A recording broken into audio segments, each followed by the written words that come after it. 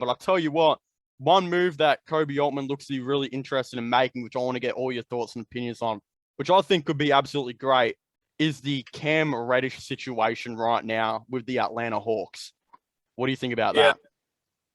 I really hope Kobe Altman can pursue that. I really hope, because that one, I won't say will fix all the problems with the Cavs, because we definitely still need more shooters on the team.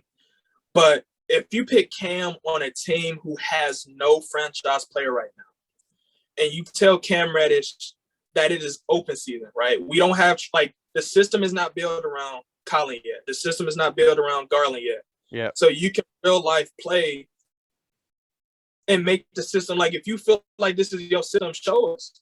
You know? And I feel like Cam Reddish need that team, because I really think Cam could be good. He just need a team where he can have the ball, because even in Atlanta, right, when he came back in the playoffs, he's a good shooter. He can create a shot. He's really like a Paul George, but just like similar like Paul George. When Paul George got good is when Danny Granger left the team, right? Yeah. And this is how it's going to be in Atlanta. Like, the moment he separates himself from Trae Young, who is ball dominant, like, no knock to him, he should be. But when the focal point is on you, I mean, you're not gonna develop. Like, we've never seen a player, like, even with Michael Porter Jr., but even though he's just that good, when the system not a focal point of you, you're not gonna be like that. So if Kobe Altman can make this move, I think this would be a great sign for us, because now we would have, and we still got a lot of questions, because we still got to decide, is Colin and Garland the duo for the guards? But you have the option between those two. You got whoever you get at your two guard, Cam, Evan Mobley, and Jared Allen. I think you can build something with that.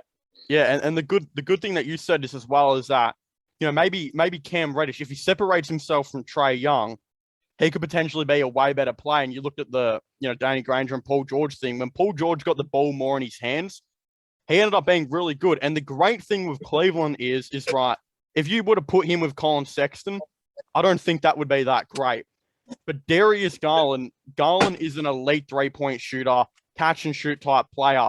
I don't think Garland would mind giving Cam Reddish the ball to potentially do some things. I think that duo would be absolutely insane. But it also depends on what we would have to trade up, to get Cam Reddish. If we have to give up a 2022 first-round pick, I probably wouldn't do that, because I still feel like we need one more draft. But in saying that we only need one more draft, in my opinion, I reckon the 2023 pick should be up for grabs. And I wouldn't mind giving them, if they even took on Jetty Osman and his terrible contract, I'd say, all right, here's 2023 pick. There's no guarantees we're going to be good in that season, but we really, really like Cam Reddish, So I would offer Jetty Osman and that pick for Cam Reddish. And I couldn't see why the Hawks, wouldn't want to do that, especially if, they know they're going to have to pay Cam Reddish soon, and he's kind of not really working out right now on the team. But they're also not really in a rush to trade him. Which is great for them, because they know, because Atlanta understanding, which is why I think Cleveland has to adopt some of these other teams' philosophies. Atlanta know they don't have to, right? Like, they know they have to be persistent, right? They have to be persistent, because they don't want to be in a situation where they pay all the players, now they don't got cap. You know what I'm saying?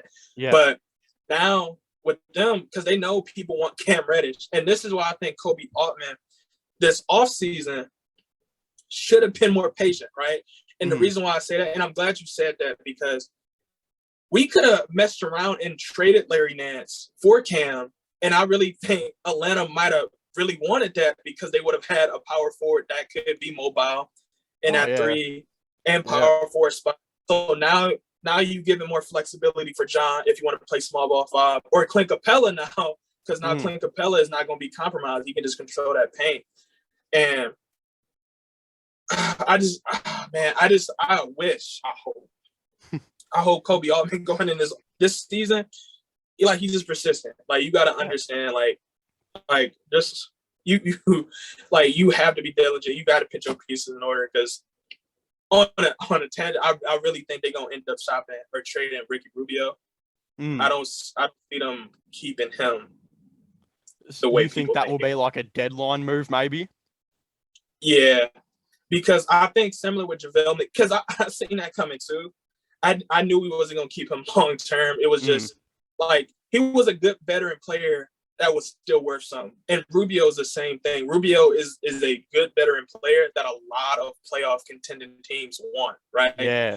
And for Cleveland, we don't need Rubio, right? Yes, Rubio can teach our young guys how to, just as what you got to do. But Kobe Altman is going to end up trading him close to that trade deadline. Yeah. I can see that. And I think what teams will like about Ricky Rubio is once he gets traded, if we were to trade him at the deadline, right, what's he on now? A $17 million contract. We will have already paid half of that. So a team that will only have to pay him like $9 million. I could genuinely see a team, if Ricky Rubio actually plays good this season, averages what? 6 points, 5 assists, 6 assists on terrific defense, good leadership.